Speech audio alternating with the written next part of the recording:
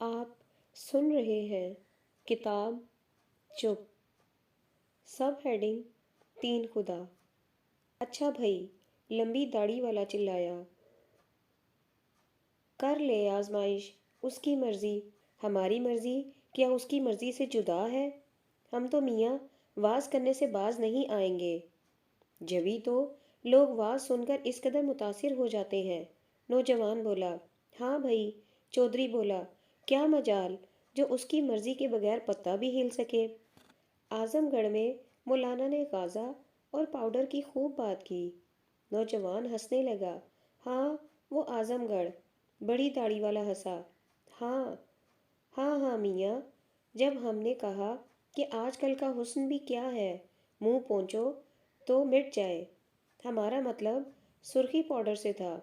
پھر دیکھا تو عورتیں منہ پونچھ رہی تھیں، گویا پسینے سے برا حال ہو رہا ہو، حالانکہ گرمی نام کو نہ تھی، خجالت کا پسینہ۔ نوجوان مسکرا کر خاموش ہو گیا۔ موزم پورہ میں نے اسی موضوع پر تقریر کی تھی، منڈی ہوئی داڑھی والا بال بناتے ہوئے کہنے لگا۔ خیر خیر میاں، لمبی داڑھی والا گنگنایا اور پھر اٹھ کر جوش میں کہنے لگا، موضوع تو وہی پرانا ہے۔ ہاں، تاثیر اللہ تعالیٰ پیدا کرنے والا ہے۔ اس کا ہاتھ داڑھی پر جا پڑا اور وہ محسوس کرنے لگا گویا وہ تاثیر سے بھیگ رہی ہو۔ اچکن والے نے کنکھیوں سے دیکھ کر مسکرانا شروع کر دیا۔ موزم پورہ میں؟ منڈی ہوئی داڑھی والے نے اثر نو بیان کرنے کی ناکام کوشش کی۔ مولا ہی مولا، سب رولا ہی رولا۔ بڑی داڑھی والے نے نعرہ لگا کر موزم پورہ کی بات انسنی کر دی۔ ایسا مسئلہ چھیڑیے آج، چودھری بولا، کہ مولا ہی مولا ہو جائے۔ گاؤں والے آپ بے تاب ہیں، نوجوان نے کہا۔ بے تاب تو ہیں، لمبی داڑھی والے نے پرتاب انداز سے کہا، پر تاب بھی لا سکیں۔ تاب والوں سے ڈر جاتے ہیں یہ لوگ۔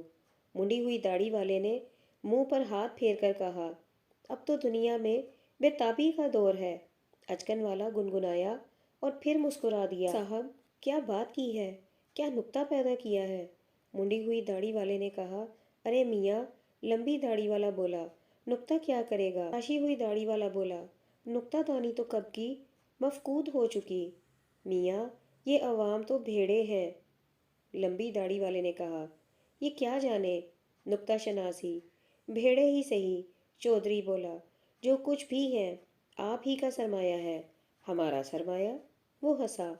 میاں، ہمیں سرمایہ کی لعنت سے پاک ہی رہنے دے، لمبی داڑھی والے نے جواب دیا۔ یہ وہ سرمایہ نہیں جناب، چودھری نے کہا۔ اگر ایک آدمی کے دل میں بھی حقیقی چنگاری پیدا ہو جائے تو سبحان اللہ۔ خیر خیر، یہ تو ٹھیک ہے، لمبی داڑھی والے نے داڑھی ہاتھ میں لے کر کہا، لیکن ایسا گڈریا بھی کیا جس کے ہاتھ میں لاٹھی نہ ہو؟ اس کی لاٹھی بے آواز پڑی بھی تو کیا مزہ؟ لمبی داڑھی والا ہنسا۔ اس نے اپنی لمبی داڑھی کو ہاتھ سے محسوس کرتے ہوئے کہا، اس کی لاٹھی میں جان بھی رہی ہو۔ وہ زمانہ گیا جب قہر نازل ہوتے تھے، ورنہ آج ہی سے یہ بھیڑ خانہ اپنے بوجھ سے آزاد ہو جائے۔ مانوس کی نگاہ سامنے ٹیلے پر پڑی اور وہ جلال میں ٹیلے کی طرف اشارہ کرتے ہوئے بولا، یہ مٹی کا ٹیلا ان اجڑی ہوئی قبروں کے بوجھ سے آزاد ہو جائے۔ دالان کے پاس ہی پنڈال بنا ہوا تھا۔ سفید چادروں کے فرش پر 3 کرسیاں پڑی تھیں، جن کے پاس ایک بیٹھی سی میز لگی ہوئی تھی۔ میز پر گلاسوں میں گلدستے سجے ہوئے تھے۔ نیچے 2 ایک پھٹی ہوئی دریاں بچھی ہوئی تھیں جن پر گاؤں کے لوگ بیٹھے تھے۔ وہ ایک دوسرے سے باتیں کرنے میں مشغول تھے، لیکن ہر گھڑی ایک نظر دالان کی طرف دیکھ لیتے جہاں سے مولانا تشریف لانے والے تھے۔ ان کے انداز سے شوق اور جوش کی شدت ظاہر ہو رہی تھی۔ کئی ایک کپڑے سے ٹانگیں اور پیٹھ باندھے ہوئے بیٹھے تھے، کسی نے اپنی لاٹھی کو گھوڑا بنا رکھا تھا۔ آنکھ میں زندگی کی چمک لہرا رہی تھی۔ دفعتاً وہ خاموش ہو گئے۔ مولانا تشریف لا رہے تھے۔ تینوں اصحاب دالان سے نکلے اور ایک وقار سے پنڈال کی طرف آئے۔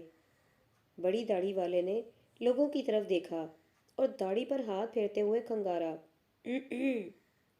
اپنی آواز کی گونج سن کر اس کے چہرے پر اطمینان کا ایک اور غلاف چڑھ گیا۔ اچکن والے نے مجمع پر نگاہ ڈالی اور محسوس کیا گویا وہ کسی بھیڑ خانے میں آ گھسا ہو۔ مان اس کے ہاتھ کی چھڑی ابھر کر عصا بن گئی۔ منڈی ہوئی داڑھی والے نے اپنے منہ پر ہاتھ پھیرا اور اپنا سونٹا یوں آہستہ سے ٹیکنا شروع کر دیا گویا وہ بے آواز ہو۔ وہ تینوں پنڈال پر بیٹھ گئے۔ لمبی داڑھی والے نے قرآن کریم کی آیت پڑھتے ہوئے سامنے مجمع کی طرف دیکھا۔ کیڑوں کا ایک بڑا سا ڈھیر چھوٹی چھوٹی ڈھیریوں میں بٹا جا رہا تھا۔ بھیڑیں سر جھکائے ادھر ادھر سرک رہی تھیں، گویا پناہ مانگ رہی ہوں۔ اس نے نگاہ اٹھائی۔ سامنے اس بیٹھے سے ٹیلے پر ڈھیریاں بکھری پڑی تھیں، رینگ رہی تھیں جیسے ان درختوں کی پناہ میں آ جانے کی خواہاں ہو، اور درخت شاخیں پھیلائے کھڑے تھے۔ کسی جذبہ سے مسحور ہو کر وہ جلال میں بولا، اے مسلمانوں، اے مردہ مسلمانوں، تم اس ملت کے افراد ہو۔ کسی زمانے میں دنیا بھر کے لیے پیغام حیات بن کر آئی تھی، لیکن آج تم مردہ بھیڑوں سے زیادہ حیثیت نہیں رکھتے۔ اس نے تم پر زور دیتے ہوئے کہا، اور پھر جلال میں کھنگارا آواز گونجی اور وہ اطمینان سے لوگوں کی طرف دیکھنے لگا جیسے تم اور ہم کا فرق واضح کر چکا ہو۔ بھیڑوں سے بڑھ کر حیثیت نہیں رکھتے۔ اس نے سر دھرایا۔ مان اچکن والے نے محسوس کیا گویا اس کے ہاتھ میں چھڑی کی جگہ عصا تھا۔ آج تم ایک مردہ قوم ہو، اپنے اپنے نفس میں مدفون۔ آج تم محض مٹی کی ڈھیریاں ہو، قبروں کی سی ڈھیریاں۔ اس نے ایک نظر ٹیلے کی طرف دیکھ کر کہا، ان مزاروں پر بھی روشنی کے بگولوں نے یورش کر رکھی ہے، لیکن اللہ تعالیٰ کی رحمت، وہ ٹیلے کی طرف سے انگلی اٹھا کر خاموش ہو گیا۔ وہ دیکھو، ٹیلے کی قبریں بگولوں کی زد میں آئی ہوئی ہیں، لیکن وہ درخت بوڑھے ہو چکے ہیں، پتے جھڑ گئے ہیں، پسلیاں نکل آئی ہیں۔ اچکن والے نے اپنی چھاتی پر ہاتھ پھیرا، لیکن وہ درخت اللہ کی رحمت کی طرح اپنی شاخیں پھیلائے قبروں کو پناہ دے رہا ہے۔ وہ دیکھو، اس نے اثر نو ٹیلے کی طرف اشارہ کیا اور دونوں ہاتھ ٹہنیوں کی طرف پھیلا دیے۔ وہاں اس کے دونوں ساتھی اٹھ بیٹھتے۔ خاموش منڈی ہوئی داڑھی والا اپنا سوٹا ہجوم کے سر پر کھڑا کر کے چلایا، بیٹھ جاؤ، بیٹھ جاؤ۔ تراشی ہوئی داڑھی والے نے اپنا ہاتھ اور چھڑی پھیلاتے ہوئے کہا۔ وہ تینوں ہاتھ پھیلائے اس ٹیلے کی طرف دیکھ رہے تھے جہاں 3 درخت ٹہنیاں پھیلائے کھڑے تھے۔ پنڈال تلے ان تینوں کے زیر سایہ بھیڑیں۔ ہاں، اللہ تعالیٰ کی رحمت ابھی تمہارے محافظ ہے، لمبی داڑھی والا جلال میں بولا، لیکن تم اپنے نفوس میں مدفون ہو۔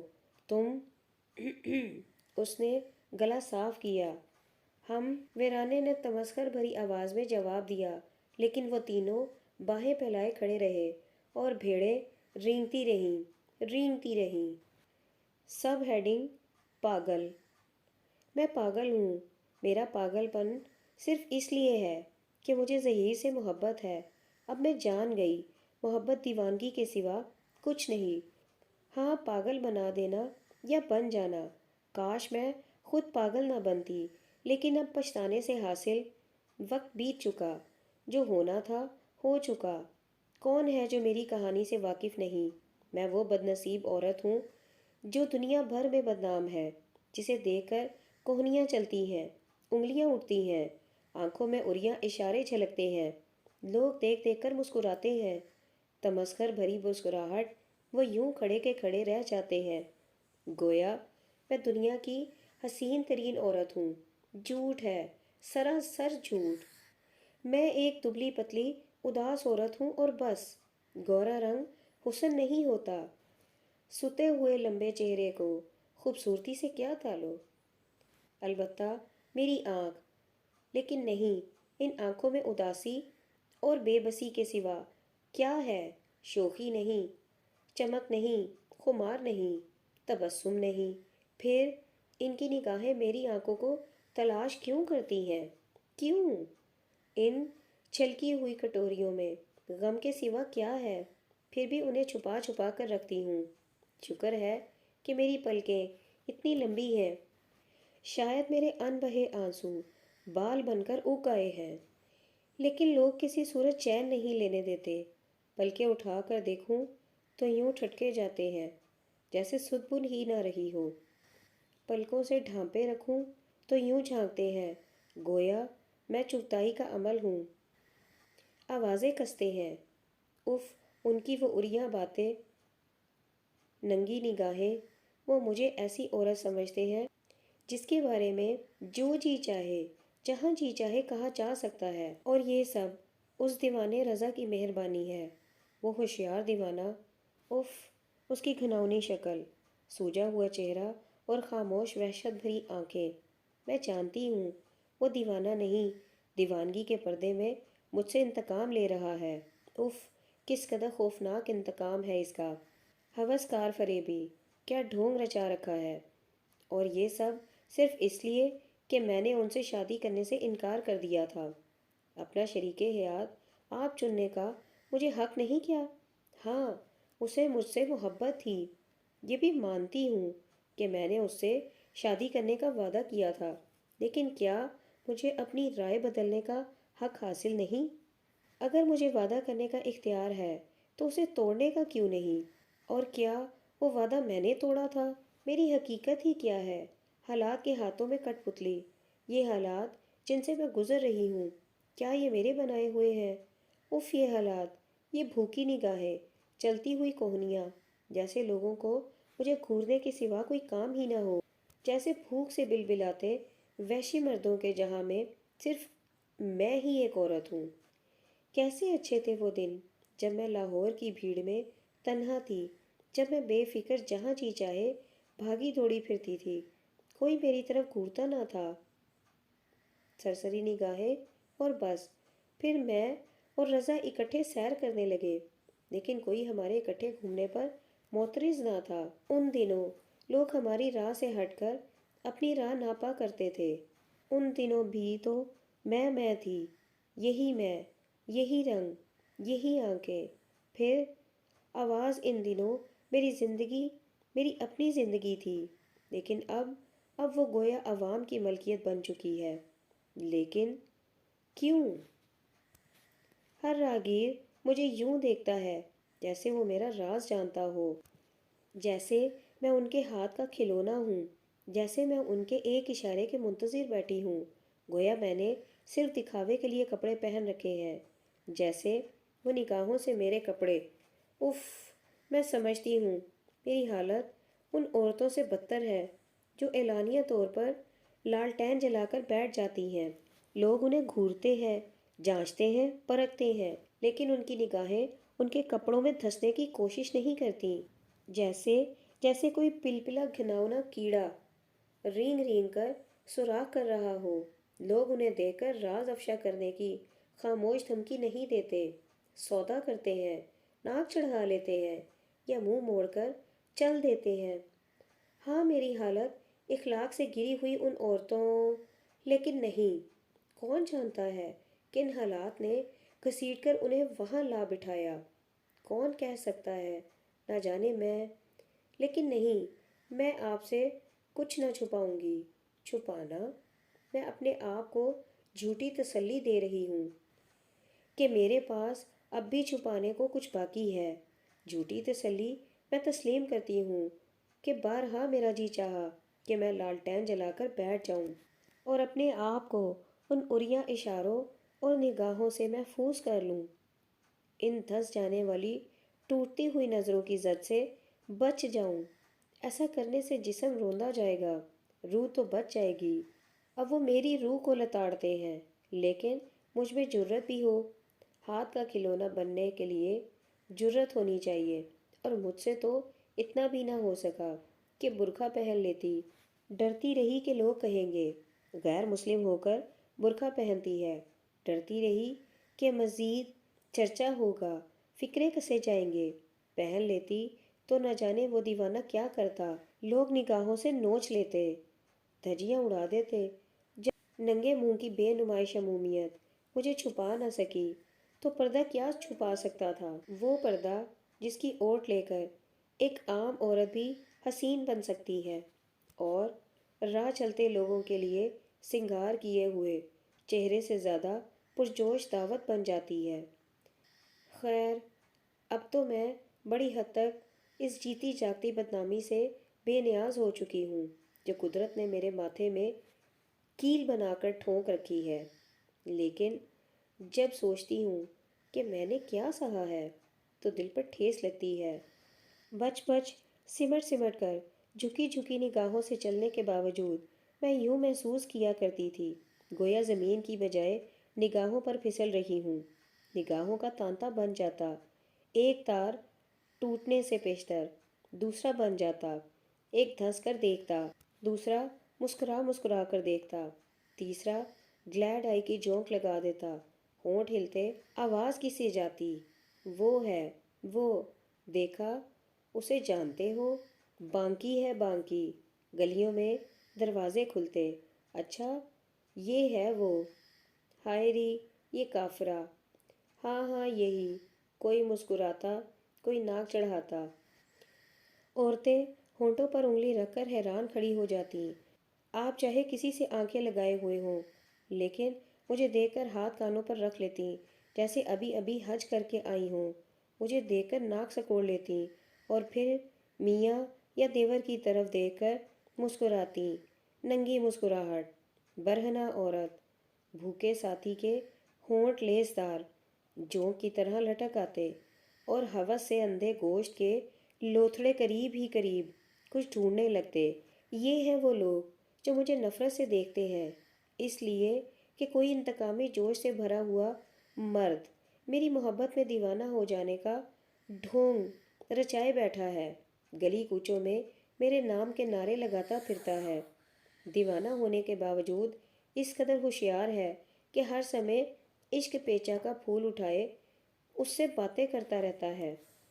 میرا نام آئیوی ہے نا، اس لیے دیوانہ ہونے کے باوجود مجھ سے عشق کرنے کے دعوے کو نہیں بھلا سکا، اتنا نہیں بھولتا کہ میں کس راہ سے ہسپتال جاتی ہوں، وہ دیوانہ جو جگہ جگہ میرے پیچھے سائے کی طرح چلتا ہے، شہر شہر میرا پیچھا کرتا ہے، مجھے اس کی ہوشیاری اور ضد پر حیرانی ہوتی ہے۔ اف، وہ ہوشیار دیوانہ جس کا وجود محبت کے ماتھے پر کلنک کا ٹیکا ہے، لوگ سمجھتے ہیں میں اس کی دیوانگی کا باعث ہوں۔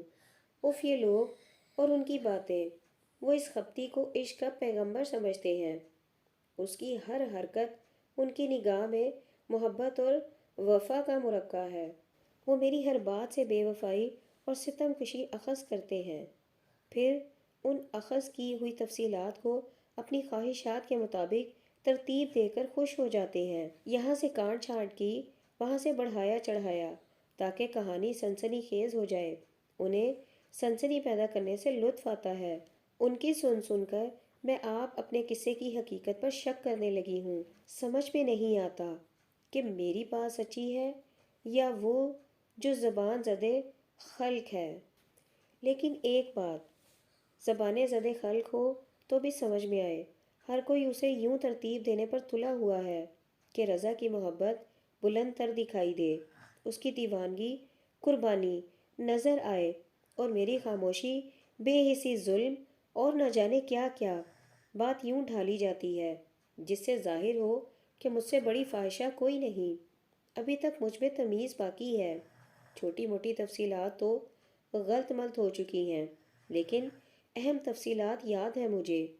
آپ رضا کو نہیں جانتے، اگر آپ سمجھتے ہیں کہ دیوانہ رضا ہے تو آپ کی بھول ہے، وہ رضا کچھ اور تھا، مجھے وہ دن یاد ہے جب میں نے اسے پہلی مرتبہ دیکھا، اس روز میری ڈیوٹی ڈی وارڈ میں لگی ہوئی تھی، نائٹ ڈیوٹی، 10 کے قریب وہاں پہنچی اور حسب معمول راؤنڈ کرنے لگی، وہ مجھے دیکھ کر چونکا اور پھر ٹکٹکی باندھ کر دیکھتا رہا، اگرچہ یہ کوئی نئی بات نہیں، اکثر مریض ہمیں دیکھ کر یہ ظاہر کرنے کی کوشش کرتے ہیں جیسے اس فانی دنیا میں کوئی غیر فانی مخلوق کو دیکھ کر اوسان کھو رہا ہو، لیکن اس کے باوجود رضا کا انداز نرالا تھا، اس کی نگاہ میں بناوٹ کی بجائے بے ساختگی کی جھلک تھی۔